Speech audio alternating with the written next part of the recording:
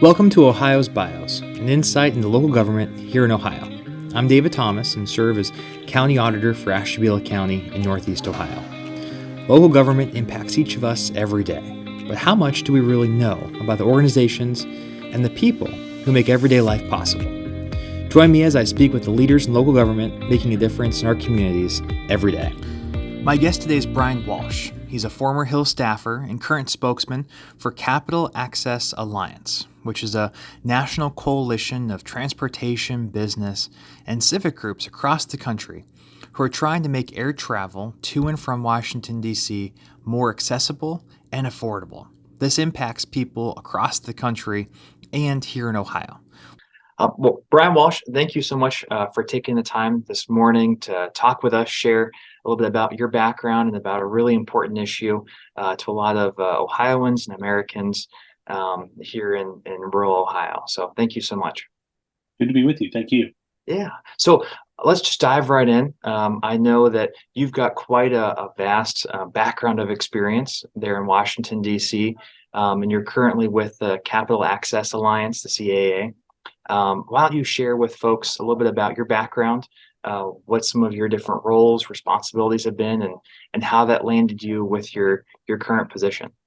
Sure. Thank you very much. I've been working in Washington for about 25 years now, the first 15 of which I spent working on Capitol Hill. Nice.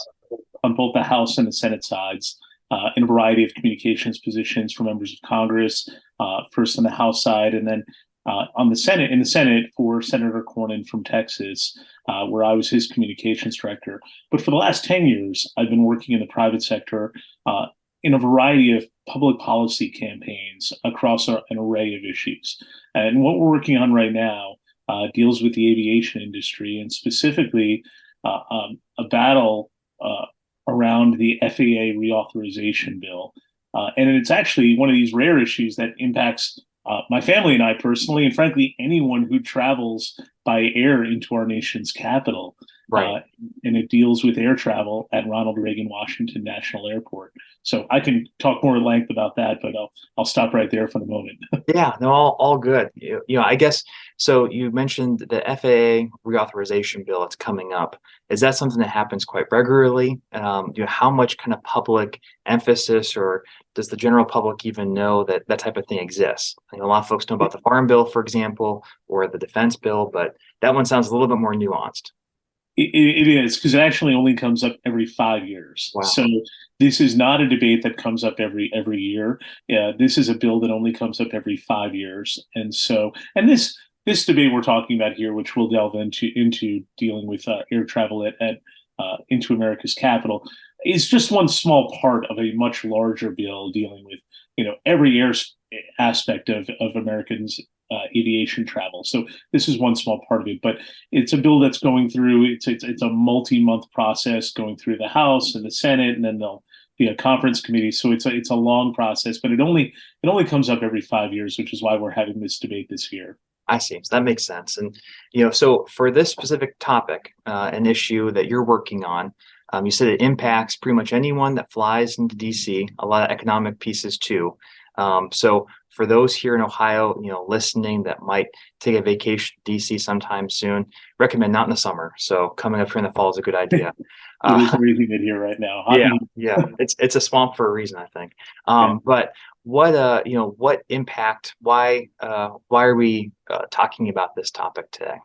So a lot of people, including particularly in Northern Virginia where I live, but people who travel in and out of DC aren't actually aware of this.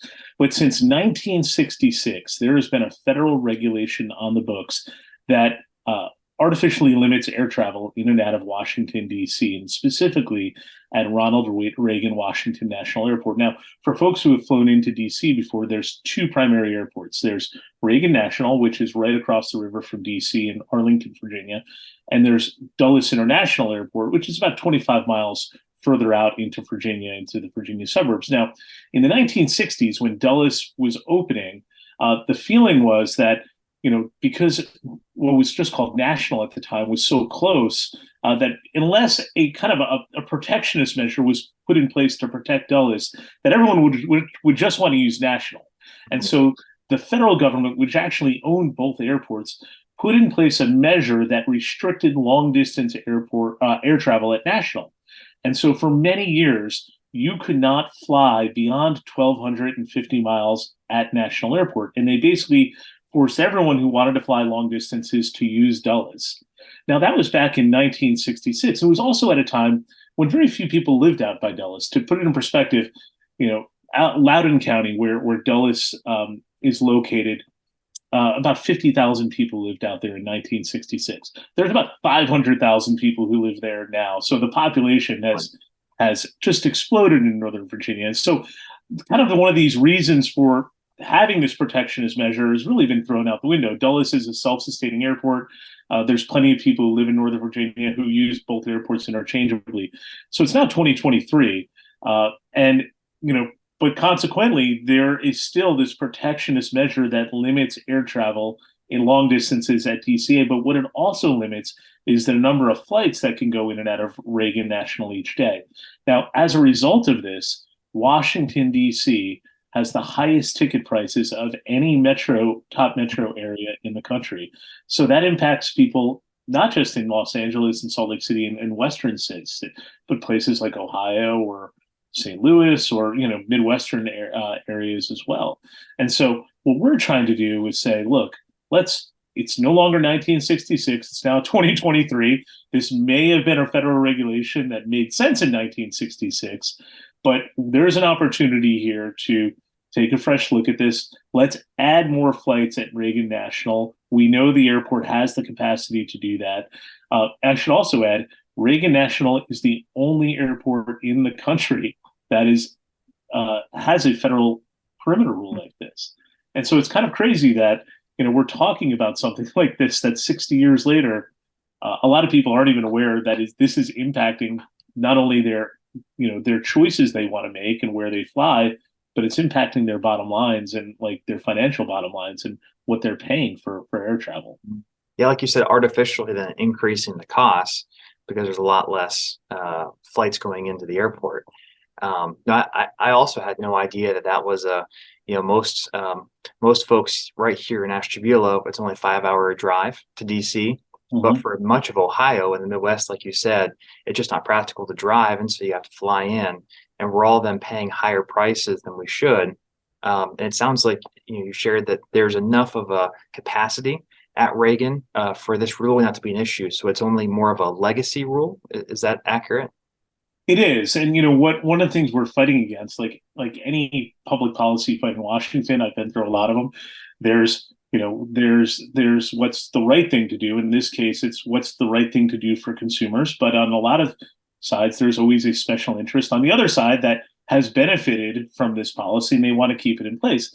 And in this case, that's United Airlines. So United Airlines controls roughly 70% of the gates at Dulles. Mm-hmm. They've benefited from this kind of federal protectionist measure in place.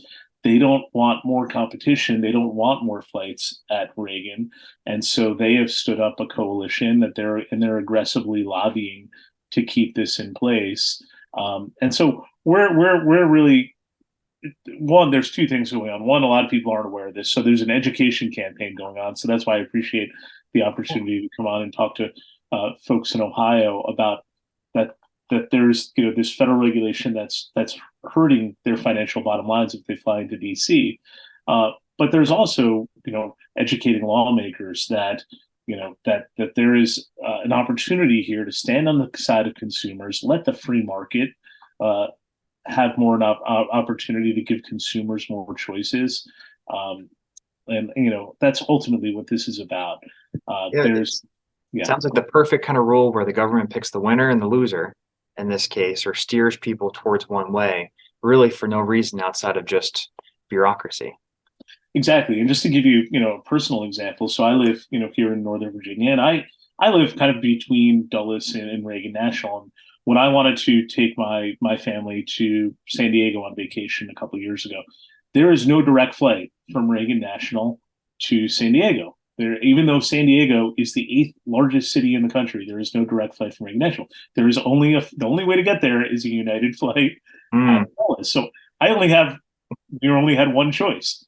And guess what? Dulles, there was a ranking that came out a few months ago. Dulles is the most expensive airport in the country. And Wow. so, look, United Airlines wants to keep it that way. They benefit from this, and so they're aggressively lobbying lawmakers to keep this kind of outdated artificial rule in place.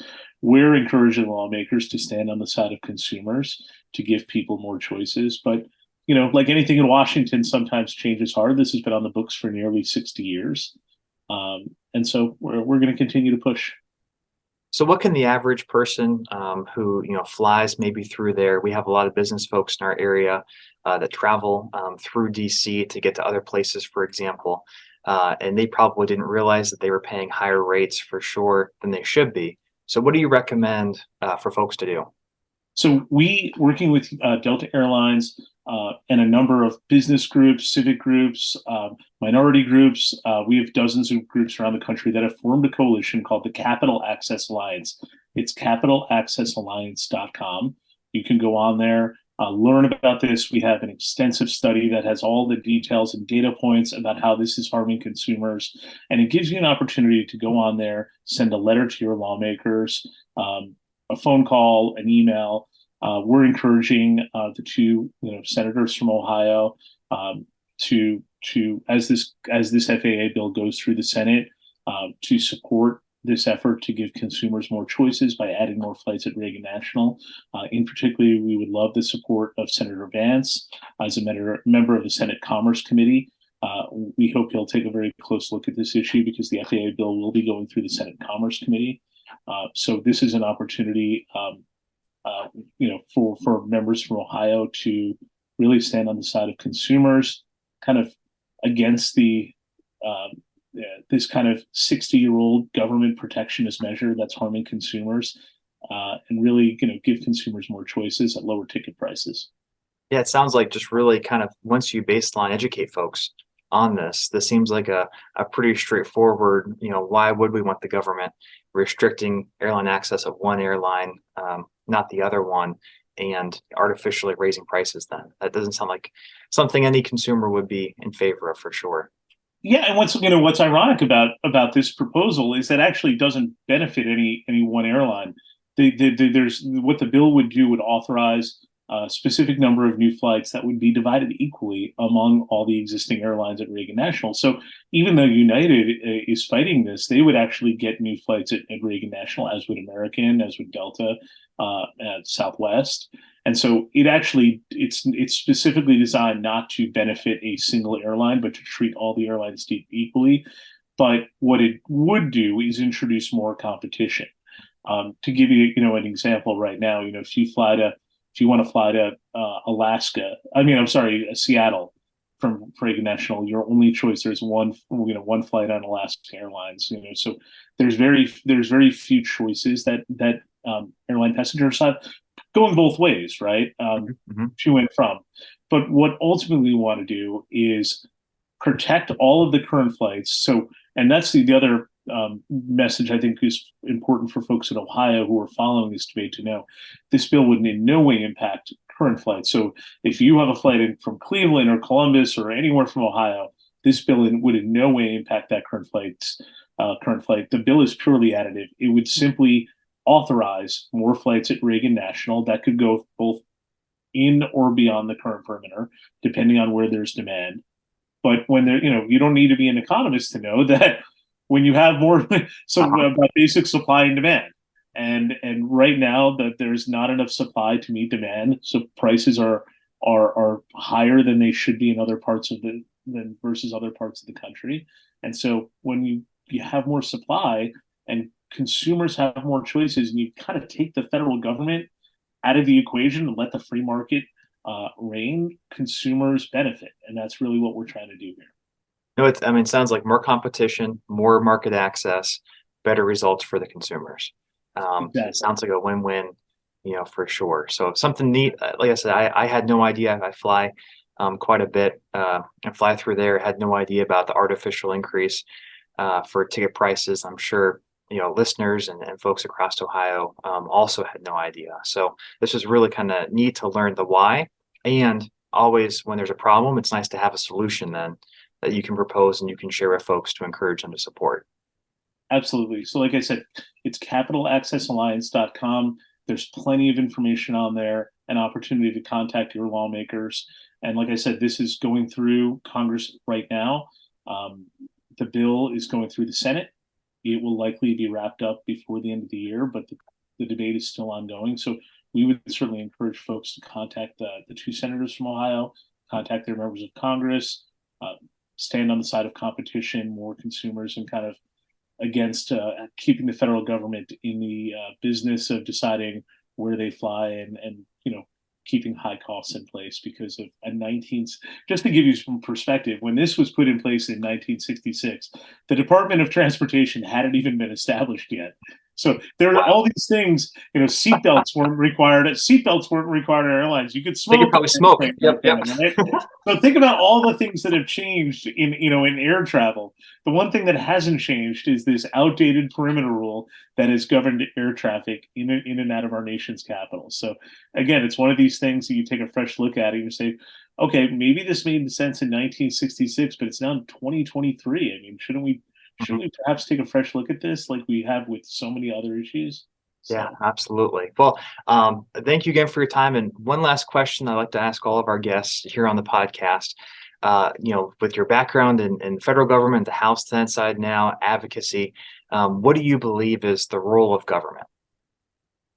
I think the role of government is to listen to the people first and foremost. People in Washington. Like I said, I've lived and worked here for a long time. God bless you. And I think Washington always needs to do a lot more listening. You need people. I always encourage reporters and anyone to get outside the Beltway, go out and listen to on what's on the minds of people. In everyday America. Get outside Washington D.C. and listen. And that's where I would also just tell people, having worked on Capitol Hill for so many years, phone calls and emails and letters, they do matter. I started, in the late 90s answering the phones on Capitol Hill, and we would track phone calls on different issues. And those got recorded. They would go to the chief of staff, who would show them to the congressman or senator. The letters do get tracked. You do say, well, okay, we got 500 letters on this issue, and only 400 were against, and 100 were for. So those things do matter. And so I would just encourage people, when you write letters to the editor, I started off as a front desk person. We would do the clips, and every member of Congress, they track their mentions on social media, they track their names in the paper, and so when you write letters to the editor or opinion pieces or any sort of thing, members of Congress track those things, and I think anything you can do to make your voice heard, you may not immediately see a result, but it will make a difference. So I encourage people in Washington to listen more, and I encourage people outside of Washington to continue to make their voices heard on key issues. Well, wonderful. Thank you again so much for your time, and appreciate the education, and good luck with this issue. Thank you very much. I appreciate you having me on.